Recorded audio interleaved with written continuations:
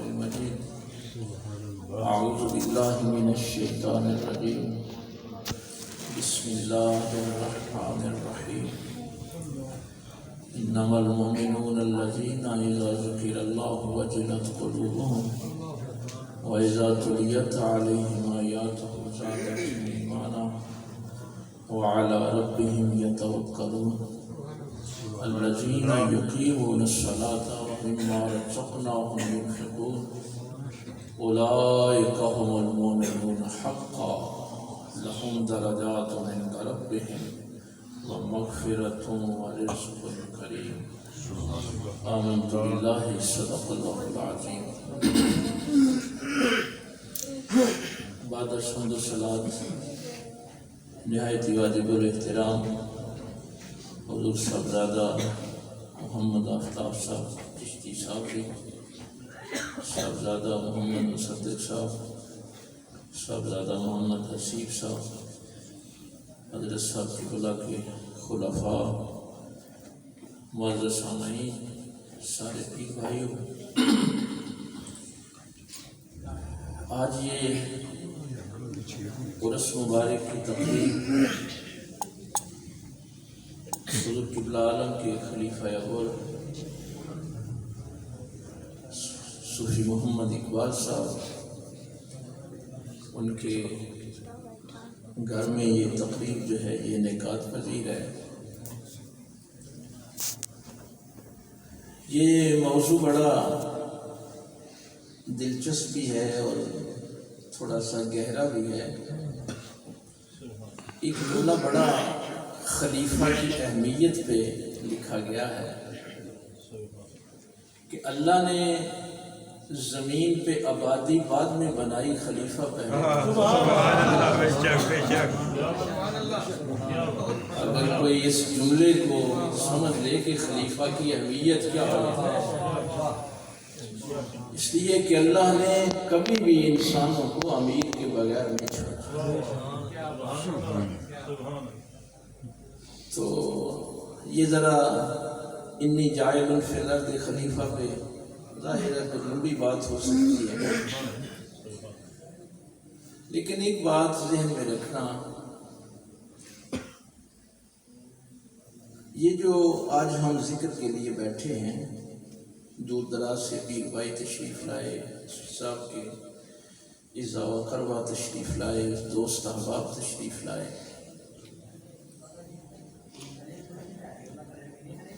یہ انسان کے ذہن میں سوال آتا ہے اور اس پہ بحث بھی بڑی ہوتی ہے۔ ایک بندہ فوت ہو گیا ہے، چلا گیا اس دنیا سے، ہمارا اس سے کنیکشن ختم ہو گیا، تو پھر یہ ذکر کا معاملہ اور ان کو بیٹھ کے یاد کرنا، چونکہ ہمارا تو عقیدہ یہ ہے کہ ہم ذکر اس کا کرتے ہیں کہ ہمیں یقین ہے کہ مذکور موجود ہے۔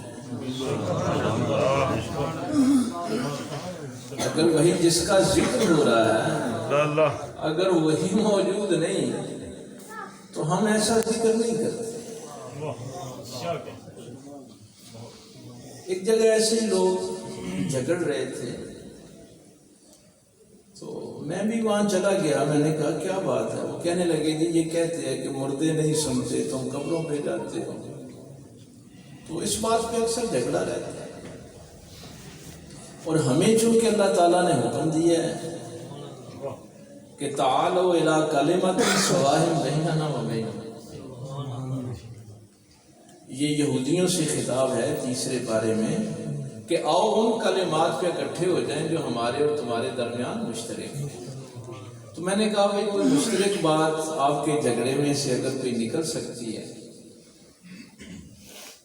تو میں بھی ان کے ساتھ ہو گیا جو کہتے تھے کہ مردے نہیں سنتے۔ میں نے کہا ہاں بھائی بات تو یہی ہے، انک لا تسمع الموتى تسمع الصم الدعاء، اللہ تعالیٰ نے قرآن پاک میں فرمایا۔ کہنے لگے ہاں دیکھا نا آپ صاحب نے گل صحیح کی ہے، قرآن پاک دی آیت پڑھ کے کی۔ میں نے ان سے کہا بھی بات یہ ہے کہ آپ شاید ہماری محفلوں میں تشریف نہیں لاتے ہیں، موت جسم کو آتی ہے، روح کو نہیں آتی۔ ہم جب ایصال ثواب بھی کرتے ہیں تو روح کو ثواب پیش کرتے ہیں۔ ہم جن کو پکار رہے ہیں زندوں کو ہی پکار رہے ہیں، مردوں کو نہیں پکار رہے۔ اس کے لیے قرآن کریم نے یہ مثال ذہن میں رکھنا، قرآن کریم نے یہ مثال دی ہے، اللہ یتوفی الانفس حین موتہا واللتی لم تمت فی منامہا۔ ہاں، یہ قرآن کریم نے بڑا یہ راز کھول کے بیان کیا ہے۔ ایک تو جب بندہ اس دنیا سے جاتا ہے تو اس کی روح جسم سے چلی جاتی ہے، اور قرآن کہتا ہے کہ جب وہ سوتا ہے نا تو اس وقت بھی اس کی روح جسم سے آزاد ہو جاتی ہے۔ جب وہ بیدار ہوتا ہے تو اللہ تعالیٰ اس کی روح جسم میں واپس لوٹا دیتا ہے۔ اس کو ذرا تھوڑا سا سمجھ لیں۔ جب روح میرے جسم میں ہوتی ہے تو وہ پابند ہے میرے اعضاء کی۔ میں نے اس کی تفصیل میں نہیں جانا، چند جملے عرض کر کے میں نے اپنے مطلب کی طرف آنا ہے۔ جب روح میرے جسم کے اندر ہے تو وہ مجبور ہے اس آنکھ سے دیکھنے کی، وہ اس کان سے سننے پر مجبور ہے، اس ہاتھ کے جتنا بھی اس کی رینج ہے وہاں تک محدود ہے۔ لیکن جو ہی آپ سوتے ہیں آپ کی روح آزاد ہو گئی۔ اب آپ اپنے دوستوں کو بتاتے ہیں کہ آج یار خواب میں مکہ شریف گیا ہوا تھا، کوئی بندہ انکار تو نہیں کر سکتا۔ میں آسمانوں کی سیر کر رہا تھا۔ قرآن کریم نے دیکھیے سمجھایا کس لیول پہ آ کے کہ اگر نیند کی حالت میں تیری روح جسم سے آزاد ہو جائے تو پھر وہ اس آنکھ سے دیکھنے کی محتاج نہیں۔ بے شک بے شک،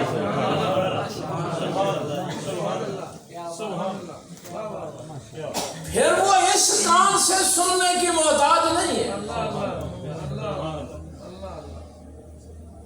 تو یہ سارے معاملات ہیں جسم کے اندر قید ہونے کے۔ اس لیے وہ جو عالم صاحب اکثر جملہ کہا کرتے ہیں، علماء فرماتے ہیں کہ فیض وفات کے بعد بڑھ اس لیے جاتا ہے کہ روح آزاد ہو جاتی ہے۔ نعرہ تکبیر، نعرہ رسالت، نعرہ حیدری، حضور قبلہ عالم، محمد و شان مصطفیٰ۔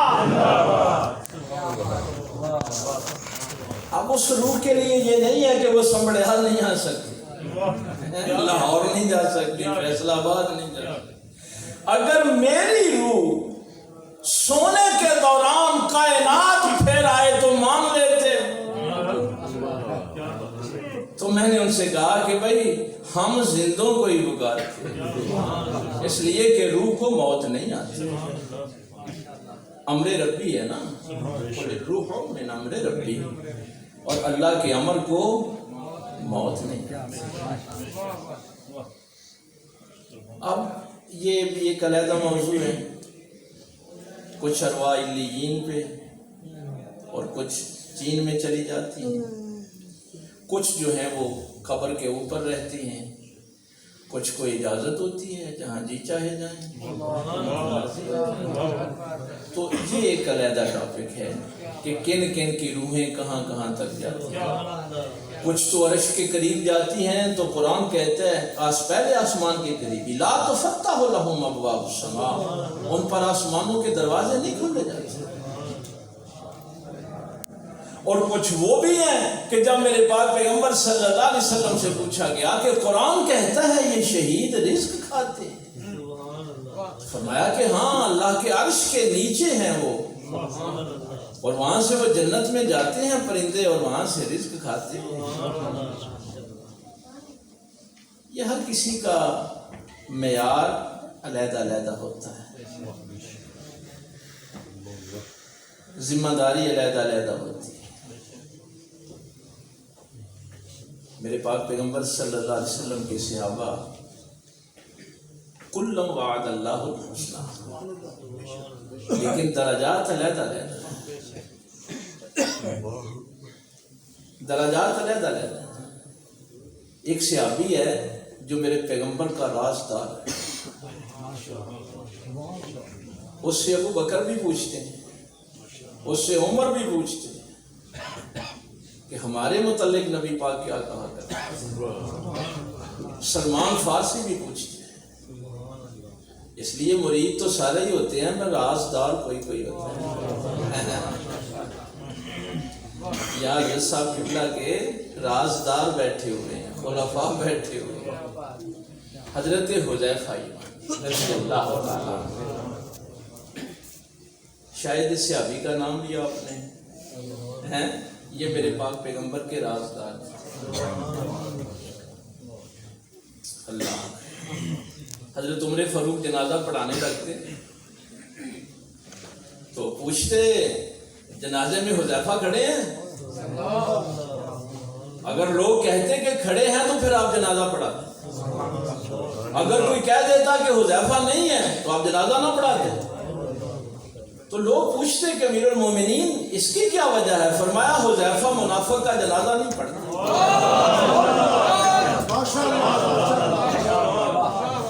رازدار پیغمبر ہے نا۔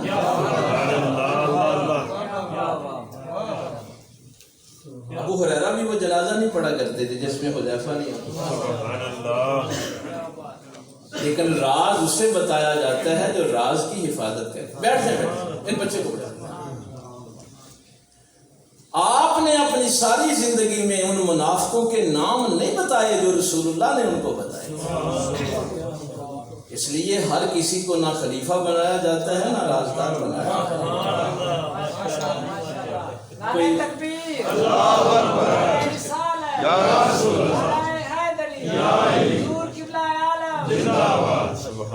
اور رازدار کی بات پہ کوئی تجزیہ بھی نہیں کر سکتا، کسی کی جرت نہیں ہے۔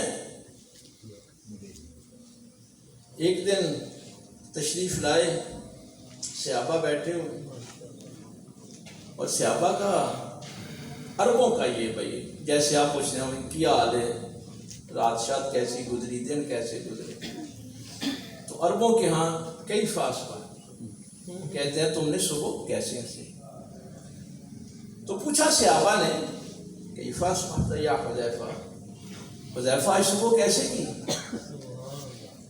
فرمانے لگے کیا صبح کرنی ہے، وضو کے بغیر صلاۃ پڑھی ہے، فتنوں سے محبت کرتا ہوں، حق سے کراہت کرتا ہوں، لیکن وہ رکھتا ہوں جو اللہ بھی نہیں رکھتا۔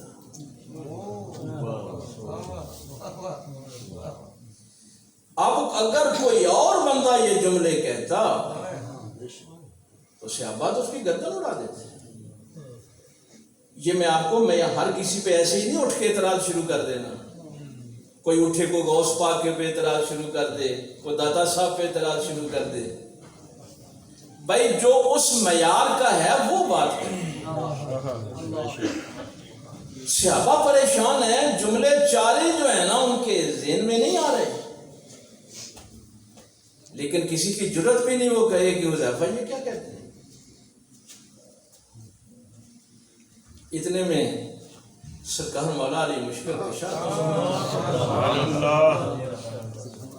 فرمایا بڑے پریشان بیٹھے، کہا مولا یہ حذیفہ آج کیسی باتیں کر رہے ہیں، یہ معیار ہوتا ہے رازدار پیغمبر کا۔ فرمایا کیا کہتا ہے؟ بتایا گیا کہ کہتا ہے وضو کے بغیر صلاۃ پڑھی۔ اب صلاۃ کا معنی نماز بھی، دعا بھی ہے، درود بھی ہے۔ سرکار مولا علی نے فرمایا کہ اس میں کیا حرج ہے، درود پڑھنے کے لیے وضو شرط نہیں ہے، اگر کوئی پڑھ لے تو فضیلت ہے، درود پڑھنے کے لیے وضو شرط نہیں ہے۔ یہ ذرا اچھی طرح مسئلہ سمجھ لیں. ابلیس کئی دفعہ آپ کے ذہن میں یہ بات ڈالے گا یار تم ٹردیاں پھردیاں درود نہ پڑھ, تیرا وضو, وہ تمہیں دور رکھے گا اس سے. تفسیر نعیمی میں مفتی احمد یار خان صاحب نے اس کا بڑی خوبصورت اس کی شرح کی ہے, یہ جو مولا علی سرکار کا جملہ ہے. آپ سے جب پوچھا گیا کہ کوئی بندہ بے وضو درود پڑھ سکتا ہے, تو مفتی صاحب قبلہ نے فرمایا کہ اگر کوئی گندا بندہ سمندر میں چھلانگ لگائے تو وہ انسان تو پاک ہو جاتا ہے, سمندر پلید نہیں ہوتا.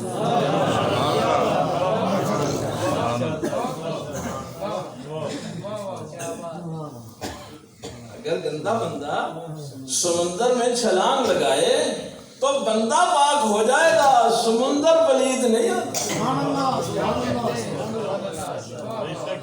اور اگر کوئی پاک نہائے تو وہ اور پاک ہو جائے گا. اس لیے فضیلت ہے وضو کی, ایسے اس کو عادت نہ بنانا. لیکن اگر کوئی مزدوری کرتا ہے تو چلتے پھرتے درود پڑھا, شیطانی وسوسے کو جھٹک دینا. وہ مقربین ہیں جن کے لیے وہ حکم ہے, میرے تمہارے لیے نہیں. مولا علی سرکار نے فرمایا کہ اس میں تو کوئی حرج نہیں, اگر اس نے وضو کے بغیر درود پڑھ لیا ٹھیک ہے. کہا مولا یہ دوسرا جملہ نہیں سنا, کہتا ہے فتنوں سے محبت کرتا ہوں. اب صحابہ کی تو ساری زندگی فتنے ختم کرنے میں لگی تھی. وقاتلوہم حتی لا تکون فتنہ, بھائی قتال بھی اسی لیے ہے کہ فتنہ ختم کر دیا جائے, جہاد بھی اسی لیے ہے کہ فتنہ ختم کر. مولا علی سرکار مسکرائے, آپ نے فرمایا حذیفہ نے سچ کہا ہے. قرآن کریم میں اللہ نے فرمایا انما اموالکم و اولادکم فتنہ, مال اور اولاد فتنہ ہے. کیا زیادہ انسان اس فتنے سے محبت نہیں کرتے؟ حذیفہ کیا اپنے کو رہا تھا, بتا تمہیں رہا تھا. کیا صبح کرنی ہے, دن رات فتنوں سے محبت کرتے ہیں, کیا صبح کرنی ہے.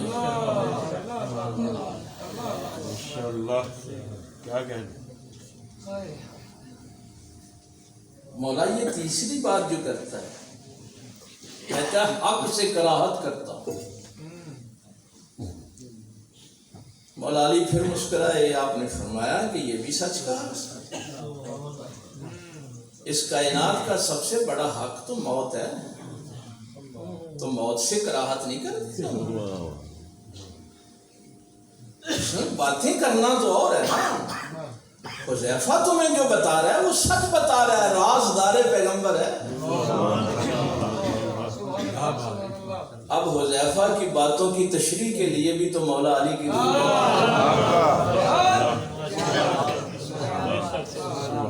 آج ہر کوئی اٹھ کے صحابہ پہ بات شروع کر دیتا ہے. کہا حضور یہ چوتھی بات جو کر رہا ہے کہ وہ رکھتا ہوں جو اللہ بھی نہیں رکھتا.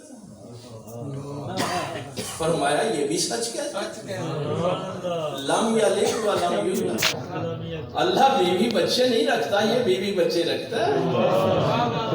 نعرہ تکبیر, نعرہ رسالت, نعرہ حیدری.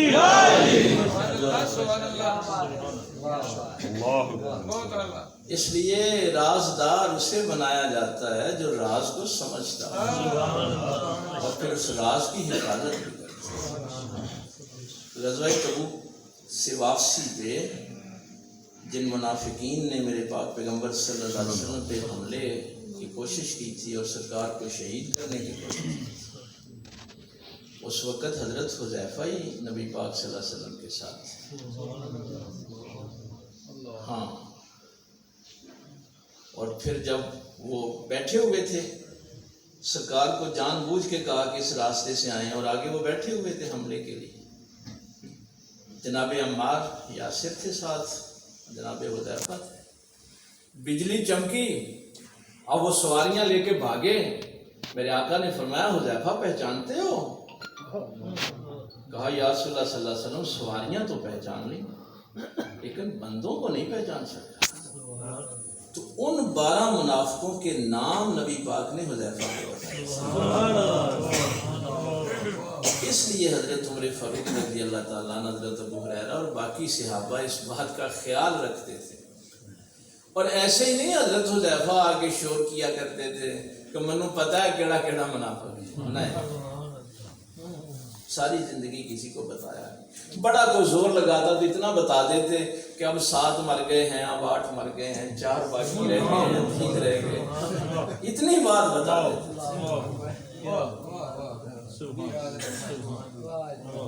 ہاں، یہ نظام اللہ تعالیٰ نے خلیفہ کی صورت میں حضرت آدم علیہ السلام کے لیے، اس کے لیے میں نے شاید پہلے بھی کبھی یہ جملہ کہا تھا کہ ویسے تو خلیفہ کی جو ڈیفینیشن ہے وہ یہ ہوتی ہے کہ اصل کی عدم موجودگی میں خلیفہ کام کرے گا، یا اصل اس دنیا سے چلا جائے تو اس کی عدم موجودگی میں پھر وہ بیٹھے گا. تو اللہ تو نہ غیر حاضر ہوتا ہے، نہ اس کو موت آتی ہے، تو اس کو خلیفہ کی کیا ضرورت ہے؟ بھائی اللہ نے تو نہ غیر حاضر ہی ہونا ہے، نہ اس کو موت آنی، تو اس کو خلیفہ کی کیا ضرورت ہے؟ بڑھیا جواب اس کا ہمارے مفسرین نے لکھا ہے کہ خلیفہ کی اللہ کو ضرورت نہیں، تمہیں ضرورت ہے. خلیفہ کی اللہ کو ضرورت نہیں ہے، تمہیں ضرورت ہے. اس لیے خلیفہ کی اہمیت ہوتی ہے کہ اصل جب پردہ کر جاتا ہے تو اس کو پتہ ہوتا ہے کہ پچھلوں کو خلیفے کی ضرورت ہے. اور یہ سرکار مدینہ صلی اللہ علیہ وسلم نے اپنی ظاہری حیات میں بھی یہ کام کیا، یہ کر کے دکھایا. 8 ہجری کو مکہ فتح ہوا اور اس سے اگلے سال پہلا حج تھا جو اسلامی مملکت کے اندر ہونا تھا. حج پہلے بھی ہوتا تھا، مکے کے مشرک حج کرتے تھے اور وہ حج چھوڑتے نہیں تھے، لیکن یہ وہ پہلا حج تھا جس حج میں امیر مسلمانوں نے ہونا تھا. یہ میں اپنے نوجوان بچوں کے نالج کے لیے بھی عرض کر دوں.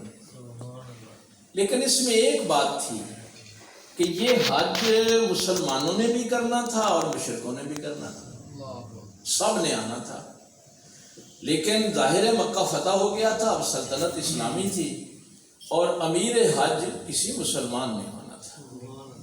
تو نبی پاک صلی اللہ علیہ وسلم نے اس حج میں شرکت نہیں کی. یہ جو اسلامی تاریخ کا پہلا حج ہوا ہے اس حج میں نبی پاک صلی اللہ علیہ وسلم نے شرکت نہیں کی. اس میں امیر حج حضرت ابو بکر صدیق کو بنایا، اپنی موجودگی میں امیر بنایا. اور سرکار ابو بکر صدیق رضی اللہ تعالیٰ عنہ امیر حج کے طور پہ گئے، خطبہ دیا. اب صحابہ کو یہ بتایا گیا کہ جس کو میں نے امیر بنایا ہے اب اس کی ایسے ہی اتباع کرنی ہے جیسے نبی کی کرتے. کوئی یہ نہیں کہہ سکتا کہ میں ابو بکر سے افضل ہوں، بس پیغمبر نے امیر بنا دیا. صوفی اقبال صاحب کو مریدوں نے خلیفہ نہیں بنایا، شیخ نے بنایا. کوئی ووٹوں سے نہیں بنے. لیکن ادب احترام میں آپ کو بتانے لگا ہوں. سورہ توبہ کی آیات نازل ہو گئی. یہ پہلے 2 رکوع جا کے آپ بھی گھر میں پڑھ لیں، کچھ تھوڑی سی تکلیف کر لیا کریں. اللہ نے فرمایا انما المشرکون نجس فلا یقربوا المسجد الحرام. یہ مشرکین پلید ہیں، ان کو اب حرم کے قریب نہیں آنے دیں. اور 4 مہینے کی مہلت دی کہ 4 مہینے میں اگر کوئی توبہ کر لیتا ہے، اسلام لے آتا ہے تو ٹھیک ہے، ورنہ پھر ان کو جزیرۃ العرب سے نکال دو مشرکوں. یہ سورہ توبہ کے پہلے رکوع ہے. اب یہ آیات نازل ہو گئی، قافلہ روانہ ہو چکا تھا، سرکار نے مولا علی کرم اللہ وجہ الکریم کو یہ آیات دے کے بھیجا کہ جاؤ جا کے مشرکین سے کہو کہ آئندہ سال تم نے حرم کے قریب نہیں۔ میں نے ویسے حج کے موقع پہ بھی وہاں کچھ دوسرے دوست تھے جو کہا کرتے ہیں کہ یہ بریلوی تو مشرک ہوتے ہیں، تو میں نے ان سے بھی کہا تھا کہ خدا کا خوف کھائیں، مشرک حرم میں داخل نہیں ہو سکتا۔ تو یہ جتنے بھی آپ کو حرم میں نظر آتے ہیں نا، یہ اللہ تعالیٰ، ہاں اللہ تعالیٰ کے حکم کے مطابق حرمین شریف ہیں دونوں جگہ پہ، باہر سے وہ سڑکیں علیحدہ ہو جاتی ہیں کافروں اور مشرکوں کے لیے۔ تو ایک ہے بات کہ کافر اور مشرک تو نہیں آ سکتا، لیکن منافق آ سکتا ہے۔ ہاں تم اپنی فکر کرو، ہمارے اوپر منافقت کا تو الزام نہیں ہے، ہمیں تو مشرک ہی کہہ دیا۔ ہاں تو مشرک حرم میں داخل نہیں ہو سکتا۔ مولا علی سرکار مینا کے مقام پہ پہنچے۔ میں صرف سے ادب آپ کو، یہ واقعہ ادب آپ کو بتانا مقصود ہے۔ سرکار ابوبکر صدیق رضی اللہ تعالیٰ عنہ نے جب دیکھا، بڑا خوبصورت سوال، کہا علی اب تمہیں امیر بنا دیا گیا؟ کہا نہیں، امیر آپ ہی ہیں، میں سفیر ہوں۔ آپ کو امارت سے معذور نہیں کیا گیا، اس قافلے کے امیر آپ ہی ہیں، لیکن نبی کا سفیر میں ہوں۔ اب چونکہ اگر آپ یہ اعلان کرتے تو مشرکوں نے کہنا تھا کہ نہیں، نبی کے خاندان کا کوئی بندہ آ کے اس معاہدے کو توڑے، تو اس لیے امیر تو کوئی بھی بن سکتا ہے، سفیر خاندان کے باہر نہیں بن سکتا۔ واپسی پہ بھی سرکار ابوبکر صدیق رضی اللہ تعالیٰ عنہ نے کہا کہ لوگ بڑی باتیں کرتے ہیں یا رسول اللہ صلی اللہ علیہ وسلم، کوئی کہتا ہے دیکھو ابو بکر کو امیر تو بنایا اور بعد میں علی کو بھیج دیا، اور علی نے جا کے یہ سورہ توبہ کی آیات مشرکوں کے سامنے تلاوت کی اور ان سے معاہدہ توڑا، باقی جو بھی معاہدے کرنے تھے وہ کیے۔ تو سرکار نے فرمایا ابو بکر تو صرف امیر ہی نہیں، میرا یار غار بھی، تو میرا یار غار بھی۔ اس لیے جس کو نبی نے امیر بنا دیا اس کی پھر علی نے بھی حیا، پھر اعتراض نہیں ہوتا۔ اس لیے کہ سوچ سمجھ کر ہی ظاہر ہے بڑے جو ہیں وہ فیصلہ کرتے ہیں۔ خوش قسمتی ہے حضرت صاحب قبلہ کی مبارک روح، جہاں ذکر ہوتا ہے وہ روح موجود ہوتی ہے ماشاءاللہ۔ ان کے یہ محفل چونکہ خاص ہوتی ہے، یہاں محفل نہیں ہوتی، ہاں اس میں باتیں بھی خاص ہوتی ہیں۔ میں نے نامے پارے سے یہ جو 3 آیات تلاوت کی ہیں۔ اچھا ایک بات میں اور پھر کہیں بھول نہ جاؤں، حمد اور مدح، بھئی ہم نے آج اپنے شیخ کی مدح میں چند جملے کہہ رہے ہیں۔ حمد اللہ کی ہوتی ہے اور مدح اس کے بندوں کی ہوتی ہے۔ حمد کا آپ معنی کر لیتے ہیں تمام تعریفیں اللہ کے لیے، پھر کافی دیر بعد سمجھ آئی کہ تعریف تو اچھی بھی ہوتی ہے بری بھی ہوتی ہے۔ بھئی اگر آپ کہتے ہیں یہ بندہ بڑا نٹوریس، فیمس بھی ہوتا ہے نٹوریس بھی ہوتا ہے، دونوں صورتوں میں تعریف تو ہوتی ہے۔ پھر کہا گیا کہ نہیں سبحان اللہ عما یصفون، اور پھر یہ ڈیفینیشن کی گئی کہ وہ تعریفیں جو اللہ کے لائق ہیں۔ اور پھر اعلیٰ حضرت نے جب ترجمہ کیا تو انہوں نے لکھا تمام خوبیاں اللہ کی، تمام خوبیاں اللہ کی، تمام کمالات۔ یہ بڑا اہم موضوع ہے، تمام کمالات جو ہیں وہ اللہ کے لیے، تو پھر ہم اس کے بندوں کی تعریف کیوں کر رہے ہیں؟ ابراہیم علیہ السلام کی تعریف کیوں کر رہے ہیں؟ اسماعیل علیہ السلام کی، موسیٰ علیہ السلام کی، آصف بن برخیہ کی کیوں تعریف کر رہے ہیں؟ صحابہ کی کیوں کر رہے ہیں؟ اہل بیت کی کیوں کر رہے ہیں؟ یہ تھوڑا سا فرق سمجھیں. حمد وہ تمام کمالات جس کے ہیں اس کو اختیار بھی ہے. اللہ کے کمالات ہیں تو اللہ کو ان کمالات پہ اختیار بھی ہے. بندے کے پاس جو کچھ ہے وہ اللہ کی عطا ہے، اس پہ خاص اختیار نہیں ہے.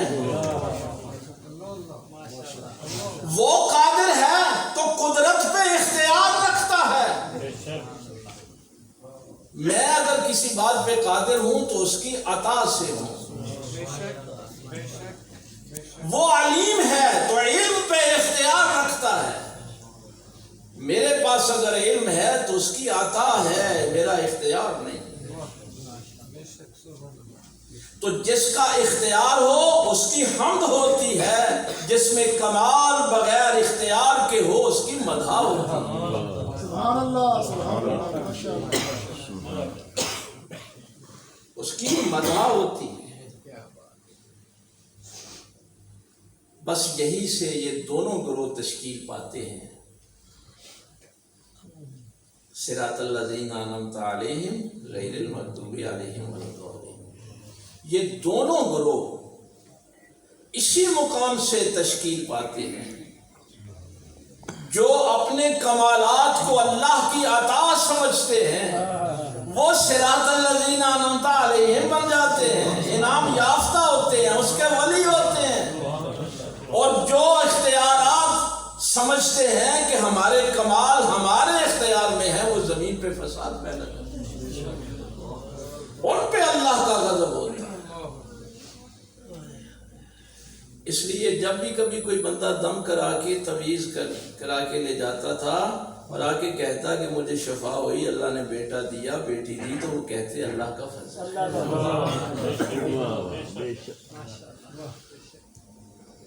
اس لیے اس بات یہ لائن جو ہے نا یہ ذہن میں رکھنا. جس انسان کو اس بات کا احساس ہو جائے کہ میرے پاس جو کچھ ہے میرے اللہ کا عطا کرتا ہے، اس میں مجھے اختیار نہیں، اسی کو پھر اختیار دیا جاتا ہے کہ تم انسان بناؤ.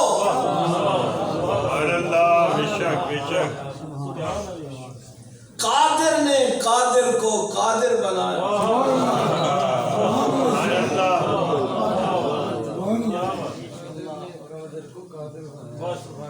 پھر اس کو اختیار دیا جاتا ہے.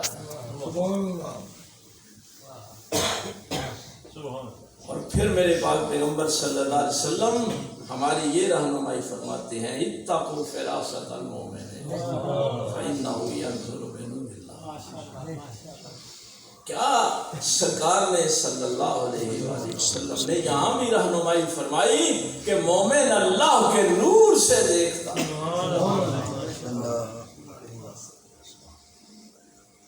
اس لیے ہر وہ شخص فساد پیدا کرتا ہے جو کمالات کو اپنے اختیار میں سمجھتا ہے. یہ لفظ ولایت جو ہے نا، ولی جسے آپ کہتے ہیں، اس کے بنیادی 3 معنی ہیں. مفردات القرآن میں اس پہ بڑی بحث کی ہے.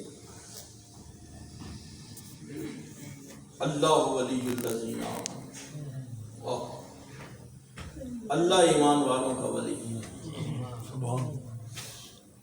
یخرجہم من الظلمات الی النور.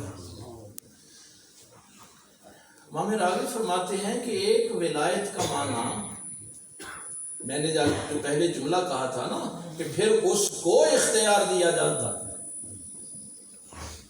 وہ میں عرض کرنے لگا ہوں، کہیں اوپر سے بات نہ چلی جائے.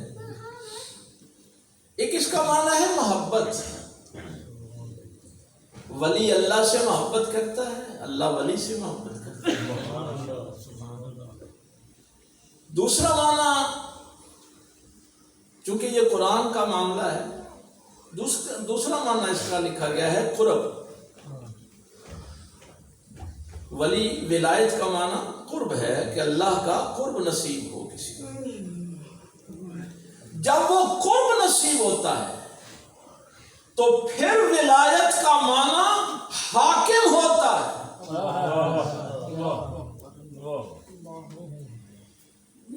پھر ولایت کا معنی حاکم ہے. اور پھر قرآن نے یہ بات کہی فلا وربک لا یؤمنون حتی یحکموک فیما شجر بینہم. تم پڑھتے رہو کلمے، نمازیں پڑھتے رہو، حج کرتے رہو، اگر تم نے میرے نبی کا حکم نہیں مانا تو تم مومن ہو ہی نہیں سکتے. یہ نہیں ہے کہ میں ولایت کے معاملے میں یہ کہوں کہ میری مرضی ہے میں مانوں یا نہ مانوں. جب ولایت مقام قرب پہ پہنچتی ہے تو اس کے بعد پھر حاکم کے درجے پہ اس کو پہنچایا جاتا ہے. پھر وہ قاری صاحب کو پتہ ہے، مشہور حدیث ہے، سارے لوگ اس کو پڑھتے ہیں. وہ حکم کیوں ضروری ہے؟